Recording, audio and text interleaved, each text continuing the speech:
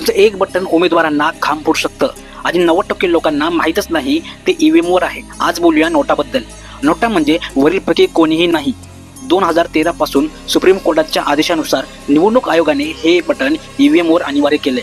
म्हणजे तुम्ही मतदान केलं पण उभे असलेले उमेदवार तुम्हाला मान्य नाही, हे स्पष्ट सांगण्याचा हा मार्ग आहे. नोटा एवढा महत्त्वाचा का? हे बटन का एवढं महत्त्वाचं आहे? तर याची 3 कारणं आहेत मित्रांनो. सर्वात पहिलं म्हणजे हे तुमचं प्रोटेस्ट वोट आहे. दुसरं म्हणजे एखाद्या भागात नोटाला जास्त मतं मिळाली तर पक्षांवर दबाव येतो, दर्जेदार उमेदवार द्या म्हणून मागणी केली जाते. तिसरं म्हणजे लोकशाहीत नापसंती दाखवण्याचा तुमचा अधिकार हे सुरक्षित ठेवतं. पण खरं सांगायचं तर नोटाला सर्वाधिक मते मिळाली तरी निकाल बदलत नाही. दुसऱ्या क्रमांकावर जो असेल तोच जिंकतो. म्हणजे नोटा आजही फक्त सिम्बॉलिक आहे. कायद्यात याला खरी ताकद अजून मिळालेली नाही. मला सांगा, नोटाला निकाल बदलण्याचा अधिकार मिळायला हवा का? की सध्याची सिस्टीम बरोबर आहे? कमेंटमध्ये यस किंवा नो टाका.